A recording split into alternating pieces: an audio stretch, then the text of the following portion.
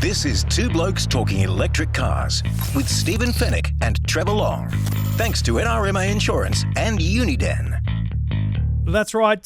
Two Blokes Talking Electric Cars. Thanks to NRMA Insurance, a help company helping Australians protect what matters most for almost 100 years. That anniversary is coming up very, very soon. NRMA Insurance is one of the largest insurers of electric vehicles in Australia. And, of course, Uniden Smart Dash Cams. And if you have a new car or you've just got another car in your driveway and you haven't protected it with a dash cam, it is protection, Steve. Do it. It is a very wise move. You want to have a never know when you'll need it. You never know when you'll need it, and Stephen can vouch for that because he's needed his. Yeah, and I've needed mine in the past. And I was not at fault, just for the record. He has not at fault. Has not been uploaded. And I proved that with my Uniden dash. Has not been uploaded to Dashcam Owners Australia yet. No, is that because of your language? That exciting. Maybe there's some colourful. That's the best thing it's about it. It's a bummer that it records audio too, eh? Like, thinking, mate, damn. That is the best thing about it. Let me tell you now, how many times do you reckon there's been someone get hit by their car, and do you reckon what's the first word out of their mouth? It's the same word you use. Hello. Yeah, exactly. We've got a bunch coming up on the show. Calls to talk to if you want to be on the show because you've bought an electric car, you're thinking about buying an electric car. We've some of the emails I get are, I started listening because I started my EV journey, which is awesome. You know, you're trying to discover. People are using a podcast as a way of learning. Yeah, and they're learning stuff. That's what we want. Yeah. So not only from us, but from all the other callers as well. So and the guests that we have on, 0477 657 657.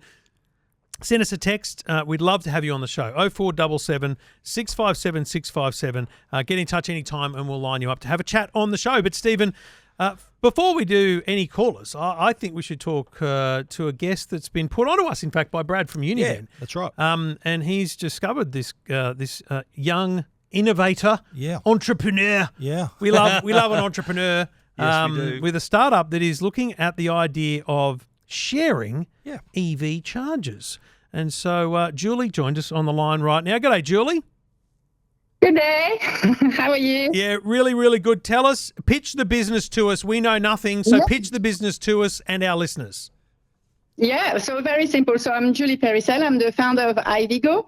And basically, we're a mobile app that connects EV drivers who want to charge their car and can't have access to a home charger. So people living in apartments, renting or no driveway, to a private charger. So the private charger can be in someone's home or a small business. So see like small cafes, like the small shops that have parking on, unused parking space. Okay. So through the mobile app, the drivers can find, book, and pay for their charging session. And the value prop for the host is that they can maximize the return on their charger and support their community transitioning to net zero. Right. So would it be in your pitch deck that this is like the Airbnb for EV chargers? Is that in your pitch deck? Stephen was very nervous about saying that. He thought it might be insulting, but I think it's a great way of describing it. Yeah. Well, to be honest, the idea was born from me struggling to charge my car when we transitioned to an EV 2 years ago. And I kept on driving past my neighbor's charger sitting in the driveway, and I kept on thinking, I wish I could just rent it out, and that's how it was. Like, we all know those sharing economy like Airbnb. So yes, we are the Airbnb, but we're bigger because we do businesses as well. So how does it work though, or what is your premise? Because the charger that I have, and Stephen, we both have wall boxes. Like I've got one at my office, which for many hours of the day is not being used. I've certainly got one at home, which I probably wouldn't hand over because unless I could guarantee I was getting more money than the cost of the electricity. I don't know that I'd think about that, but they're not. I don't think they're smart enough to work with an app. So how does it work technically? Yeah, so basically we're charging per hour, and the host set the price per hour. So depending on the speed of your charger, at home, if you've got an 11 kilowatt or 22 kilowatt, we would recommend a price per hour. So it's like we're looking at on par with public chargers. So 50 cents to 60 kilowatts per hour, and then you can put a premium on that if you want to share your driveway. But, on average, we've got people with 7 kilowatts, they're putting their charger for $5 an hour. So you're always, making a profit on, your cost that you have with your electricity. But technically, though, how do you enable the charge? Because my charge, you just plug it in, it works. I mean, I don't want to tell everyone, but if you come by the office, you can just plug it in and use it. This one here, though. Yeah. So it is like we leverage the dumb chargers. So we're not connecting to the chargers. We're not connecting to the car. Part of it is based on trust. The model already exists overseas where, and it's like Airbnb. People are sharing their homes, and there's feedback. You can rate the experience. You can rate the host, rate the driver. And feedback that I got from the UK is that people don't abuse the system because they want to be able to keep charging their car using their neighbor's driveway. So if they don't want to piss them off, basically. So I would imagine the app would show like a map of where the available charges would be, because I'm thinking, like you mentioned now, from the owner's side, and you make a bit of money, but I'm thinking from the driver's side, if they're keen to get a charge. Like you mentioned before, someone might live in an apartment or don't have off-street parking, and they've got to find a place to charge as well. Yeah. So and because they're private chargers, because of the way that our model works, the drivers can book. So basically, you're not driving around trying to find a public charger that's available. You just book for a couple of hours, rock up at your neighbor or your local cafe, and then the charger is here. It's waiting for you. You just plug in, and then our app, we've integrated with a payment system, so it's all the payment is handled through the app as well. So. Okay. From a guest perspective or host perspective, you don't have anything else to do. And so it's in beta stage at the moment, is that right, Julie? And how many people have you got on the beta program? Yeah, so we beta testing in Sydney at the moment. We've got 20 hosts,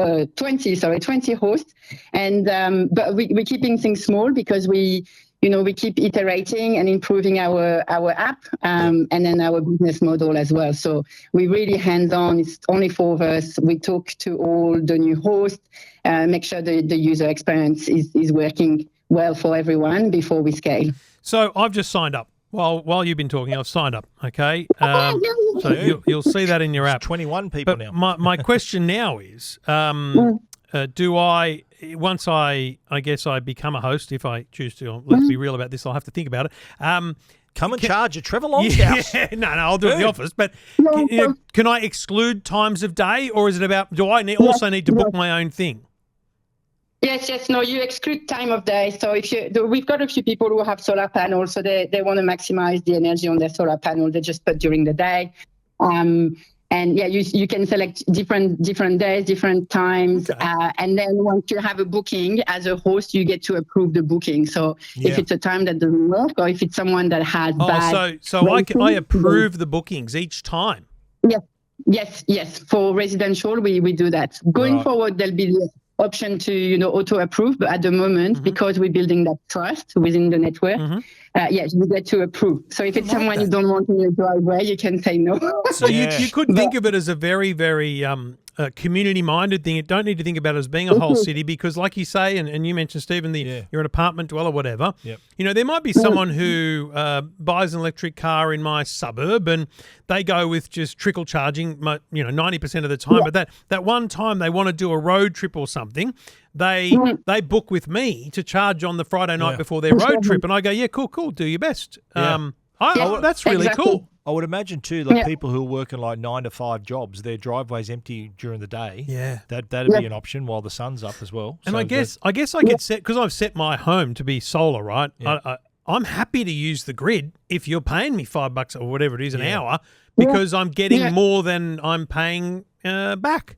Do you have a calculator in the app that allows me to work out what it's going to be? Because if I can say I pay 29 cents per kilowatt and I've got an 11 kilowatt charger, then you can tell me what I need to charge to make a profit?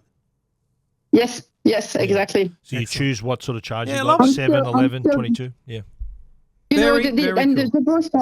The both side is you'll make a profit, and it's still fair for the guest as well, because they still pay on par with public chargers.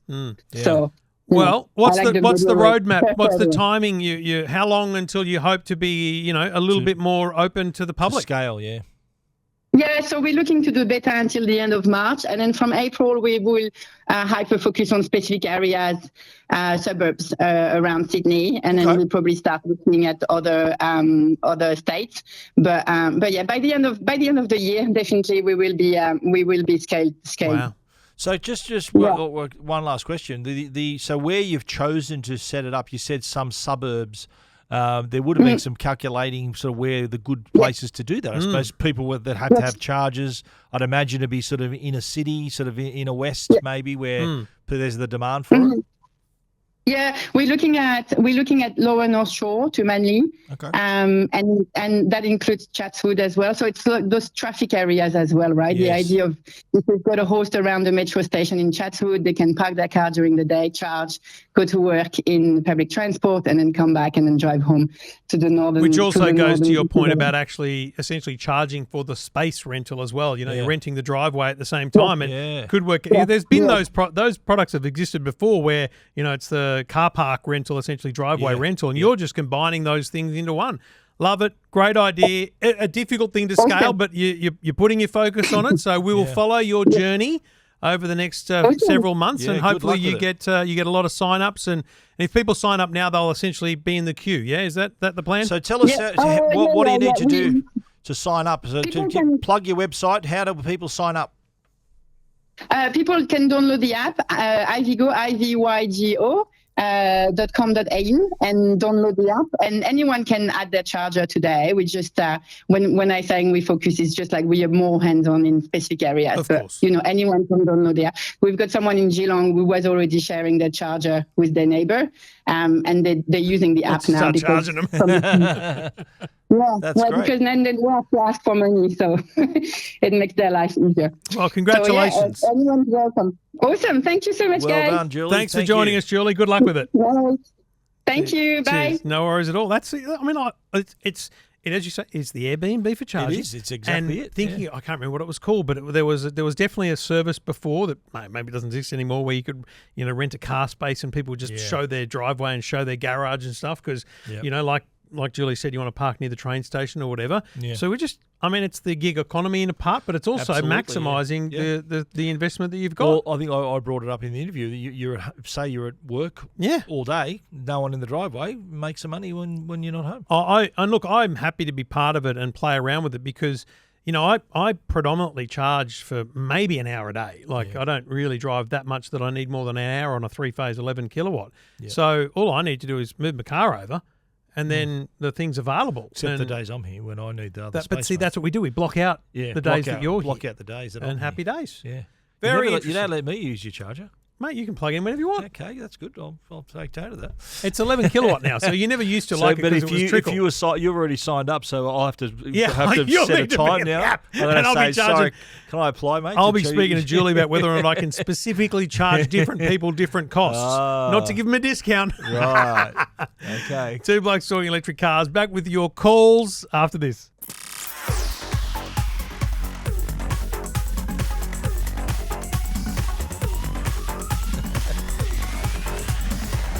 I default to the Trump dance, mate. It's the Trump dance. I'm glad I'm really happy the show's most people listen to popular, the show. But I'm really glad that the video version isn't as popular at all because now it will be because people want to see. Well, I've got to see this. I'm worried these idiots, Carl's going to find out about this. Yeah, they're going to be saying, I've got to watch these idiots. Yeah, it's not good. Anyway, 0477 657 657. We've just learned about charging at home with Julie, which is awesome. Some great, cool things coming there, and hopefully that app gets some real traction. But Lucy's on the line. G'day, Lucy. Hey guys, how you doing? Really good. Where are you at in your EV journey? Well, I texted in a couple of weeks ago to ask a bit about learning about home charge or street charging rather. Okay. And in the space of a month, I've test driven like 10 cars and ended up buying one. So whoa. Talk about Lucy moves fast. Jeez. So you've tested 10 and bought one. Well, don't spoil it yet. Yeah. We don't want to know. Tell us what you tested first. Take us back. Okay, so I was pretty set on the Xpeng on the G6. I thought that was it. I'd done lots of research. And then I went and test drove one and I loved it. The experience was great for the most part. It was absolutely pouring with rain, so I was too busy focusing on not crashing it than actually Yep. It's a fair figuring focus. out how it felt. Yeah. But so that was really good. It's a sleek looking car, isn't it? Like it's a sleek looking thing. Nice. I have to ask. I haven't seen many Xpengs on the road. Are you okay being drawn to a brand new brand? Is there anything that puts you off about that at all? Well, I was actually pretty intrigued by that and quite happy. I think it definitely competes with the Model Y. It's like heaps of storage.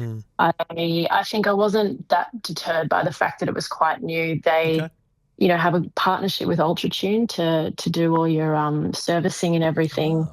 I don't know how well that will actually go because how many of the, UltraTunes will have experience and be able to get parts quickly. But, the comms were pretty good on that stuff.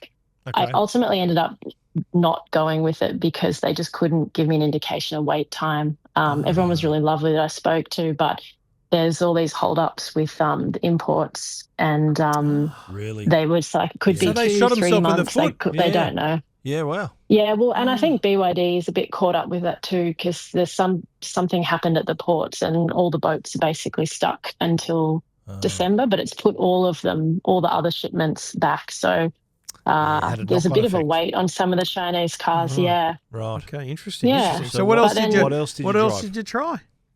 Tried all the BYDs and even ordered an Atto 3, but I just didn't like the interiors, and I think lots of people say that. Right. It's jarring. It's different, which some people love. That's the funny thing. Yeah, totally. They said it's like modelled on a gym, so like the door handles look like big spanners almost, and it's got a real look and feel to it, which just wasn't for me in the end. Okay. Right.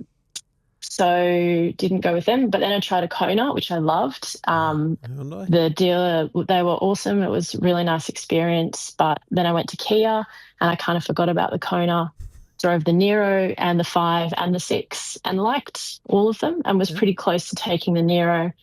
But I didn't really love all the hard surfaces in it, lots of like black polished surfaces that leave fingerprints and all that sort of good stuff. Tried the Polestar, was lovely, just not for me. And then I tried the Volvo EX30.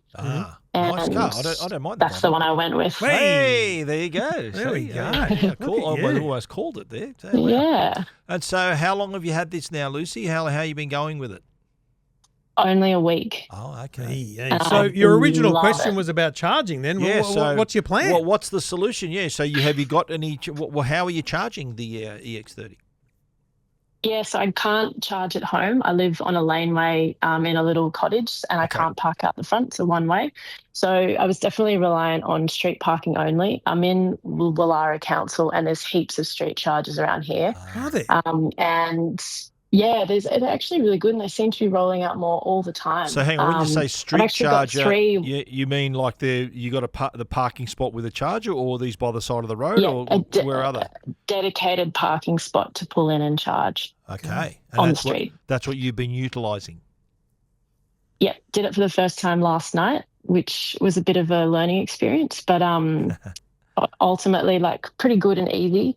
I think the big problem that I had and the reason it took me a year or two to commit to it was that it's really hard to find info on what that experience is like if you don't have home charging. There's lots of really good stuff about home charging and how it all works and what your setup should be. But I guess that's the challenge, right? We often say to people, just trickle charge. It's all you need to do, like your mobile phone. But then imagine saying to someone, how do you charge your mobile phone? Well, just every second day, set aside an hour and come to here and plug your phone in. Like it's a very different experience. So, that's something you need to plan for, really. So are the street chargers located in such a way that you can just park there and go home, or do you think you'll organise it around other things like shopping?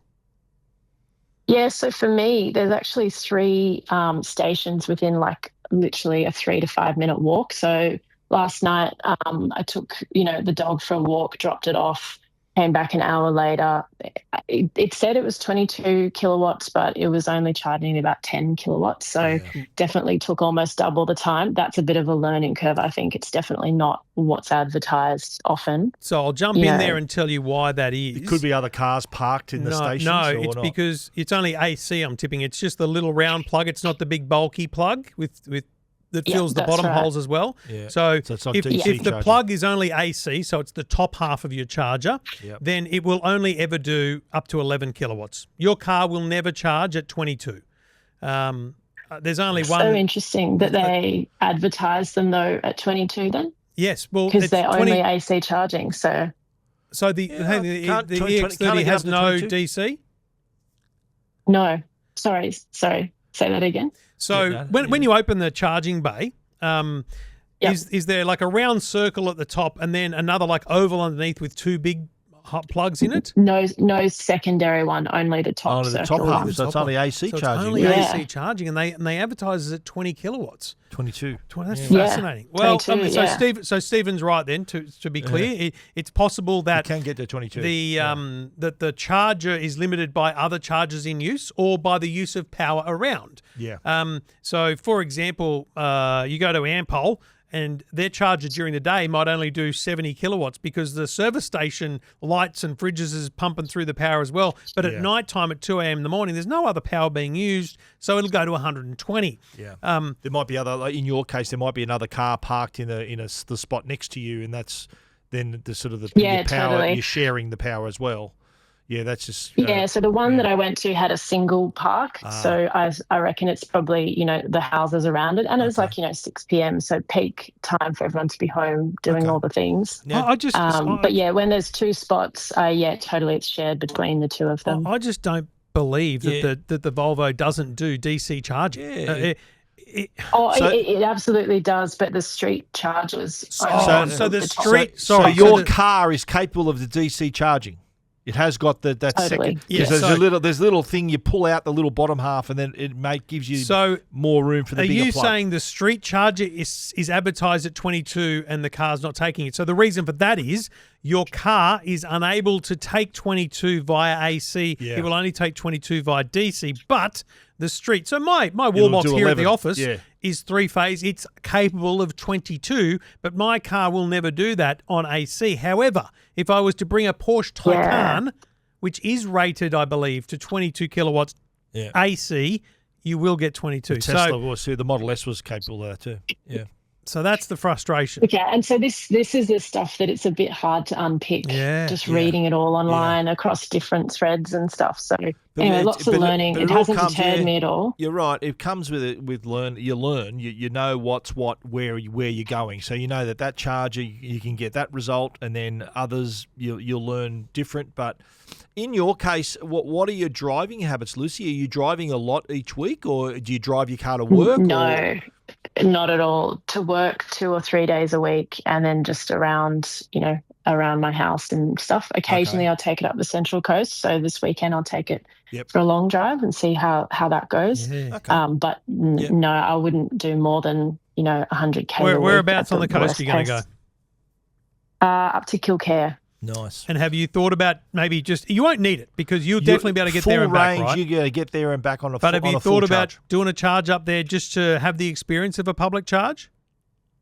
Yeah, there's actually not heaps of public chargers around where I go, but I can plug in at the house overnight there and do trickles.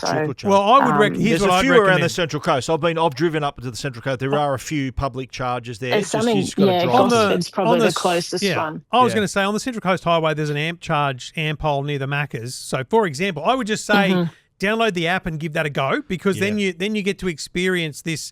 Especially if you've driven all the way up there, and I wouldn't charge before you go up. I'd go up, so you get really down to like 60% or something. So you'll get the experience of, oh my God, in 5 minutes I just got 10%. Like it'll give you. I think you need to experience the fast charging. What 50 kilowatts is like, and what 100 kilowatts is like, so that or higher. You know what you're getting into in those public locations.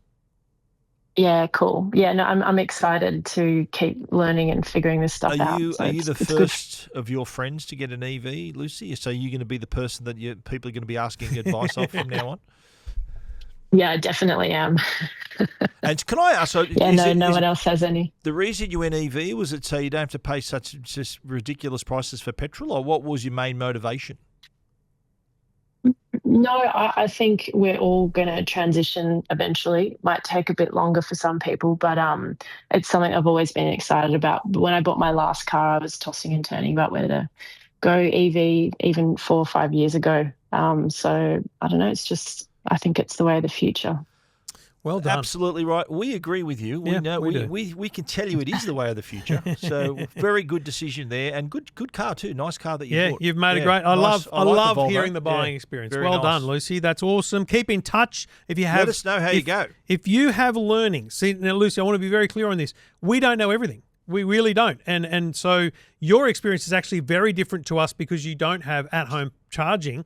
So I want to learn from you as well, Lucy. So if you learn things or you struggle with other things and you want to pick our brains, just get in touch. We'd love to hear from you because your conversation right now is educating so many people, and that's really important about the whole journey, as you've clearly pointed out. So thank you so much for getting in touch. Yeah, no worries. And thanks, guys. I've learnt lots from this podcast. So always happy to listen every week. Glad to help. Good on Thanks, you. Lucy. Thanks for getting in touch, Lucy. Cheers. Cheers. Bye. No worries. There you go. Volvo, out of all that. Yeah, that's what good about choice, mate. I like that car. She was all in on Xpeng, and they just couldn't give her a car. What's up with that? Yeah. So, Volvo, good choice. I'm mulling over the fact that that's exactly why I love doing this show, and that's why we want to hear from people, because Lucy's experience is not a lived experience for us, and so we can learn from each other. We can learn, as can everyone else. There'll be a lot less adventurous people that thinking, well, can't charge at home, I've got to do this, that wouldn't have bought an EV. Yeah. So Lucy is proving that you can actually get by without having charging at home. Well done, Lucy. Get in touch if you want to be on the show. 0477 657 657. Send us a text or a WhatsApp and we will try and get you on the show.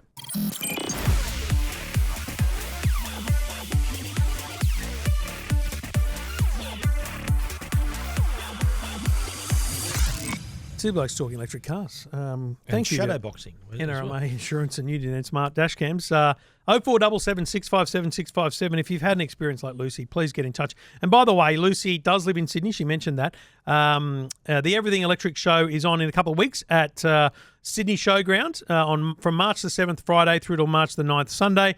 Everything Electric is the world's #1 home energy and electric vehicle show, packed with visitor attractions, expert-led panel discussions, scores of companies displaying home energy and EV products, and of course, the largest EV test drive experience you'll ever experience. So there's heaps of cars there. You can go and line up and just test drive them around a little circuit. So have a look. Not a sponsor, just love the idea of people getting to actually look at cars and drive them. au.everythingelectric.show. And if you want to book a ticket, you can get 20% off your ticket by just using the promo code 2blokes, TWO, blokes. I can't spell. You know how to spell, mate? 2 blokes. They told me the number 2 would work as well, but just see what happens. Yeah. 20% off. 20% off. 20% off. How good is it? But if you like Lucy and you live in Sydney and you get on the show and you want to go, I've got free tickets for you. We'll give you tickets. I've got free tickets for you. Yeah. 0477 657 657. Send us a text or a WhatsApp. Lloyd is on the line. Lloyd, where do you live, mate? What city? Melbourne. Oh. Well, I don't have any help for you. Unless you want to fly up for the Everything Electric if you show. want to come to Sydney, we've got a free ticket for you. Well, I'm hoping you're going to do the same in November, because they're coming to Melbourne in November.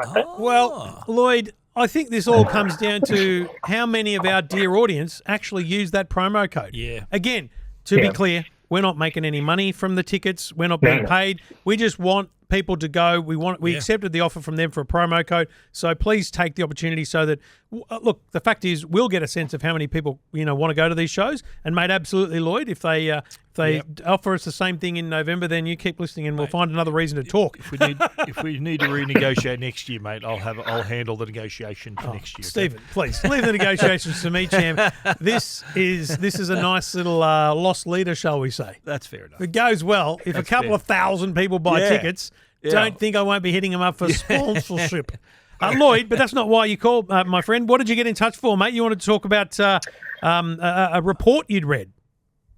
Yeah, about battery life, because I know, in the past you've talked about how there's this misconception about EV batteries and you'll have to get it replaced after 5 years and all that sort of nonsense.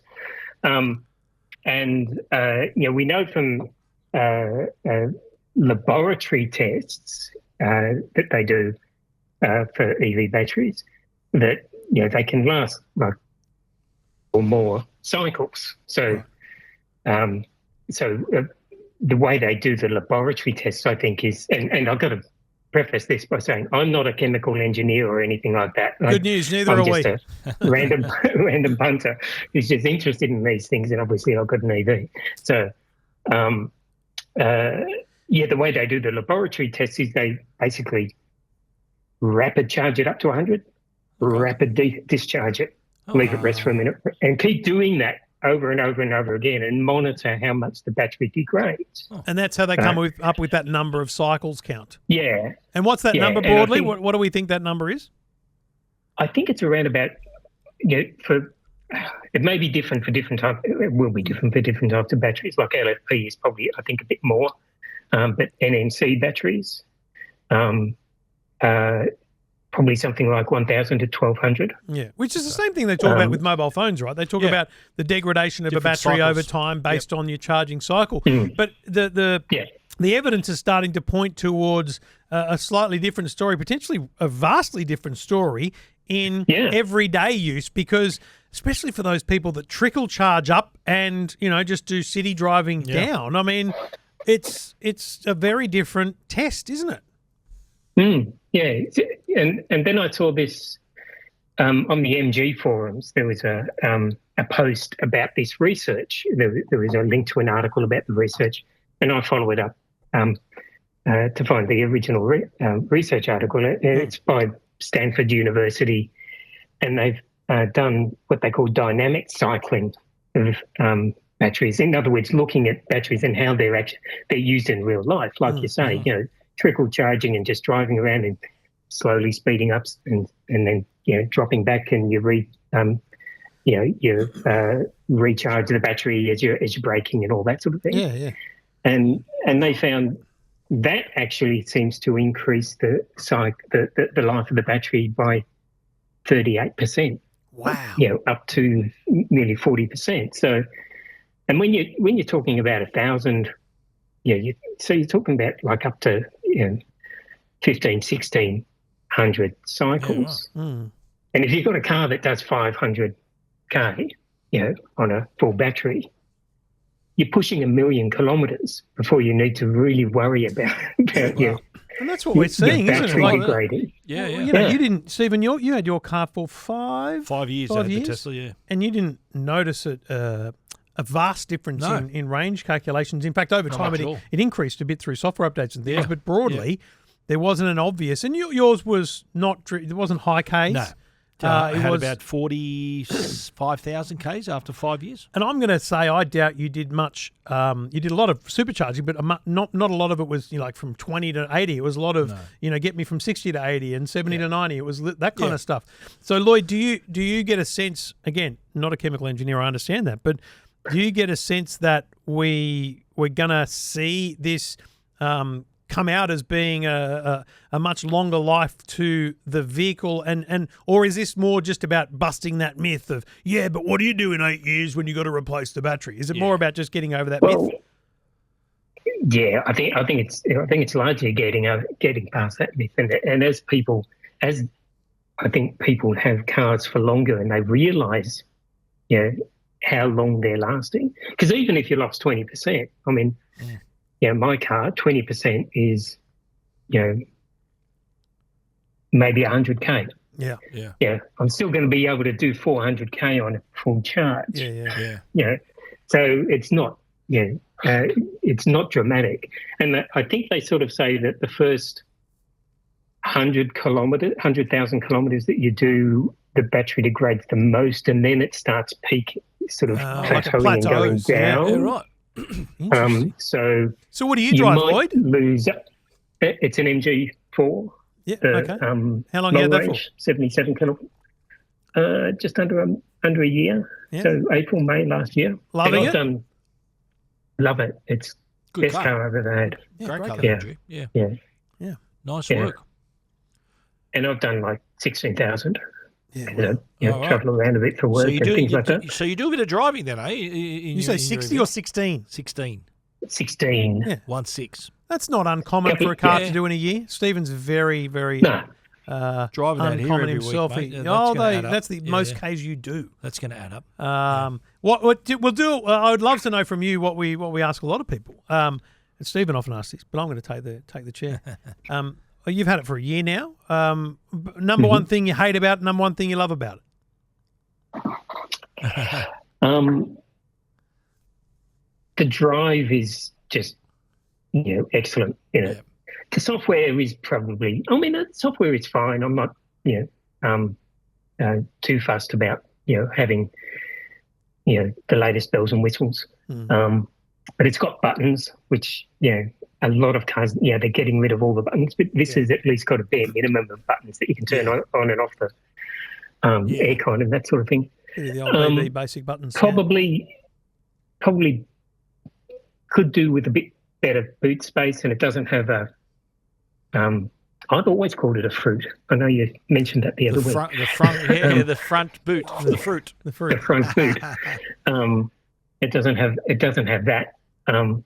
And I'd probably like it if it had ventilated seats. It's got heated seats, but I think in Australia it would be really good to have ventilated seats as standard. Because I know quite a few other cars. Can I ask what colour you got, mate?